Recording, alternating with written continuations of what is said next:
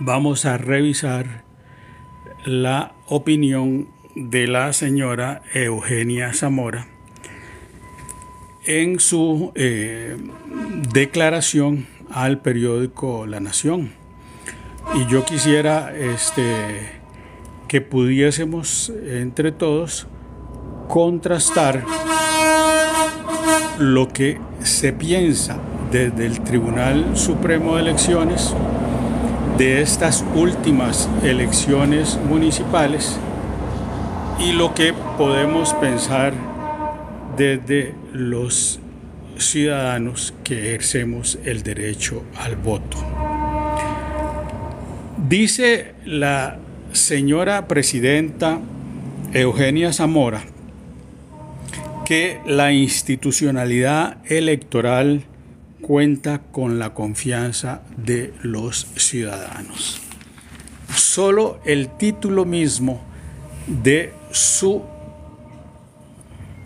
expresión es ya sujeto de duda, porque debemos preguntarnos, quizás la pregunta más adecuada sería: ¿es la institucionalidad electoral suficientemente representativa del deseo de los electores? Sería una pregunta que, como funcionaria que es ella, debería también plantearse. ¿Y esto a qué va? Bueno, esto es en realidad una declaración emitida el día de hoy, ¿verdad? El día de ayer, porque se publica en el periódico La Nación. Y como no hay que dejar de saber qué es lo que piensan los medios de comunicación y las declaraciones, digamos, que dan nuestros funcionarios políticos. Recuerden que doña Eugenia Zamora es la presidente del Tribunal Supremo de Elecciones, es decir, ocupa el grado más alto en la jerarquía de ese tribunal.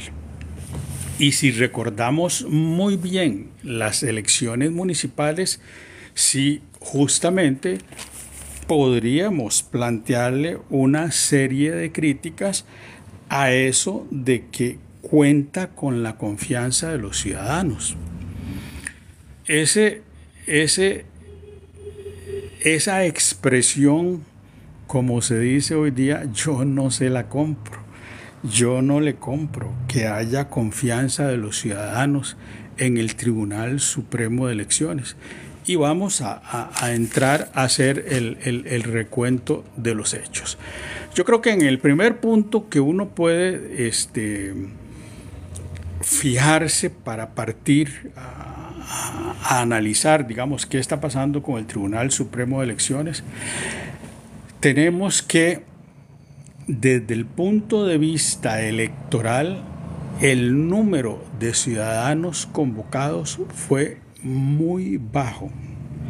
En muchos cantones apenas alcanzó el 18% de la población electoral.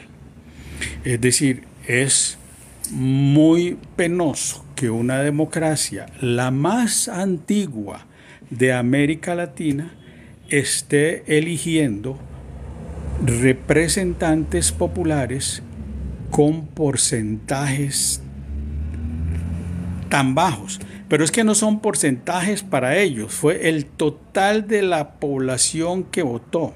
Si dividimos ese, por ejemplo, para San José, que la ciudad de San José, el nuevo alcalde tuvo un 23%. Los últimos recuentos daban eso.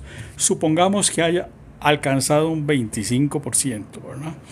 Es un 25%, es una cuarta parte del total de electores que, digamos, pone el mandato de este funcionario en tela de duda, en tela de su real poder, si tuviese que convocar a los ciudadanos, qué sé yo, a un plebiscito o a un cabildo abierto, que son instituciones municipales. Entonces, cuando uno revisa las estadísticas, se da cuenta que entre el discurso dicho, el discurso pronunciado de un funcionario, que en general suelen no vivir estos eventos con la intensidad que lo vive el ciudadano, se da usted cuenta de lo errático porque las cifras les dan en la cara. Es como una ola que le explota en la cara que en las elecciones municipales se haya alcanzado un porcentaje tan bajo del electorado, lo cual entonces a todas luces contradice que el ciudadano tiene toda la confianza, ¿verdad? La institucionalidad electoral cuenta con la confianza de los ciudadanos. ¿Por qué el ciudadano no va a votar? ¿Por qué no va a votar? Bueno, porque hay márgenes de desconfianza. Y esa desconfianza sí hay que relativizarla. Vamos a ver, en Costa Rica no hablamos de fraude electoral, eso está claro. No, la confianza es de otro tipo. La confianza, hay algunos temas en que ellos tendrán que ver como máximo organismo electoral. El tipo de publicidad, los incentivos, digamos, para ejercer, digamos, el derecho ciudadano del voto, ¿verdad? Que es lo más importante, digamos, en las democracias. La motivación que sienta el ciudadano de ir a las urnas a elegir a los candidatos. Aquí tiene que ver con las estructuras partidarias, con los líderes políticos, pero es que también ellos tienen que ver con los partidos políticos. Hay toda una sección dentro del Tribunal Supremo de Elecciones donde los partidos políticos hacen las inscripciones y entonces estas inscripciones, al no ser representativas de liderazgos reales en los cantones, lo que propone entonces como candidatos no son aceptados por los ciudadanos y al no ser aceptados no se moviliza. Entonces ahí el Tribunal Supremo de Elecciones debería de entrar en una participación más activa en las asambleas. Ellos participan en las asambleas en donde se eligen estos representantes y entonces deberían de dejar claro requisitos, deberían de dejar claro, digamos, todos los aspectos que debe tener un candidato para llegar a ser, digamos, para ocupar ese cargo de candidato, y si ganara, qué significa cada uno de los puestos por los que está batallando, ¿verdad? Entonces hay falta de información, podríamos decir, en los dos lados. A veces en el ciudadano que no nos informamos y a veces en el Tribunal Supremo de Elecciones. Pero de ahí a partir, digamos, en forma global de que ellos cuentan con el respeto, llamémoslo así, con el respeto y con la confianza, ¿verdad? Que es una palabra mucho más íntima, la confianza de los ciudadanos, yo creo que hay una diferencia. Y estas últimas elecciones, evidentemente, han sido, digamos, las elecciones para alcalde más polémicas por lo siguiente, porque ellos, y ahí sí, por una medida propia, deciden establecer la paridad de género. 50 hombres, 50 mujeres. Lo cual, y todos lo sabemos desde el punto de vista de lo que hoy podemos conocer sobre este tema, que sean género masculino y género femenino no garantiza que sean 50 y 50, ¿verdad? Porque están los márgenes de la diversidad, ¿verdad? Eso, ahí ellos usaron un concepto que es curioso. Digamos, desde el Estado a veces se impulsa, digamos, una transformación de ese concepto de género, y en otros, digamos, se aplica de lleno. O es hombre o es mujer. Y entonces, finalmente, en esa decisión de 50% para las mujeres y 50% para los hombres, digamos, ellos caen en eso, ¿verdad? Y hubo partidos que tuvieron dificultades para completar, digamos, ese 50 y 50.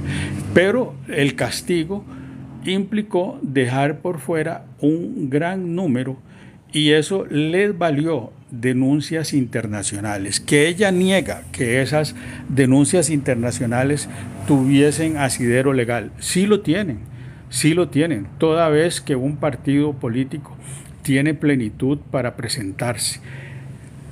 Que por razones propias no pudieron cumplir ese requisito, ellos también debieron haber hecho un trabajo mucho más específico en ese campo.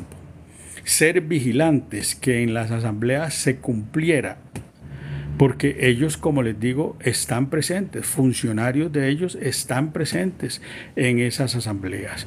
Entonces, cuando usted deja que los fenómenos ocurran para pescarlos, llamémoslo así, en el error, hay una mala intención.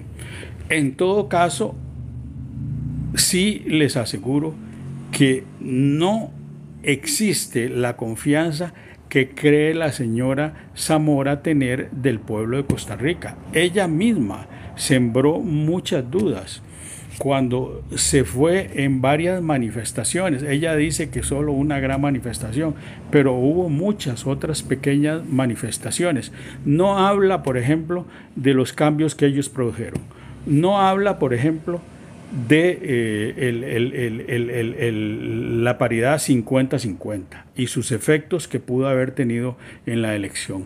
Porque, bueno, grupos, digamos, que pertenecen a la diversidad pudieron decir no nos vemos representados en ningún partido. Que haya hombres y mujeres, no nos tomaron en cuenta. Son temas que en política, digamos, si uno es responsable, tiene que tenerlos en claro. Pero más aún, la modernización del voto, al pasarlo al voto electrónico y al hacer un muestreo del voto electrónico, si no da ella las cifras, pero el número de votantes fue muy bajo. Fue muy bajo y hubo personas que se negaron a ejercer el voto electrónico. Pidieron ejercer el voto tradicional en papeleta. Entonces, el Tribunal Supremo de Elecciones llevaba, digamos, dos grandes componentes de ellos, que era la paridad de género en las papeletas, ¿verdad? Elegir 50 y 50, cuando en realidad podría ser que en los cantones hubiesen números impares, y entonces eso creaba, digamos, una diferencia al interno de los cantones, ¿verdad? Luego vienen las votaciones que los pueden incrementar la disparidad de género, pero además estaba lo del voto electrónico, que ellos no lo confiesan, y fue un fracaso, ¿verdad? Fue un fracaso absoluto, como para decir que las próximas elecciones en Costa Rica se van a hacer con voto electrónico. Los datos que ellos recogieron no les dan la prueba estadística de que realmente el costarricense fue porque les parecía innovador. No, más bien creo que pudo haber un porcentaje de personas que no fueron porque sabía que les tocaba votar en lugares en donde el voto iba a ser electrónico. Entonces queda claro que el pueblo costarricense, en su gran contexto, podría no estar de acuerdo con esa información de que realmente el Tribunal Supremo de Elecciones cuenta con la confianza de los ciudadanos.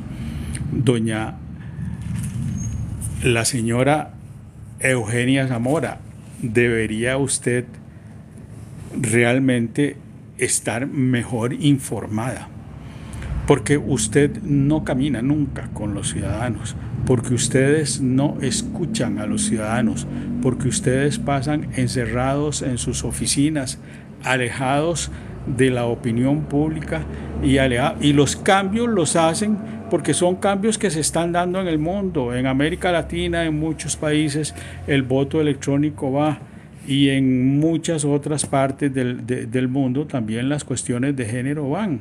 Pero previo a eso hay que hacer toda una tarea de educación y de sensibilización que ustedes no hicieron y que ustedes, digamos, perdieron la confianza. Es más grave aún, ustedes dejaron muchos partidos por fuera, muchos partidos cantonales, provinciales y nacionales quedaron por fuera. En otros solo se les permitió participar parcialmente. He ahí lo que usted no quiere declarar, que las elecciones en el fondo arrastran para muchos ciudadanos el fracaso de no haber podido elegir porque en su cantón se le privó a los representantes del partido por el que usted quería votar, se le privó de que participaran.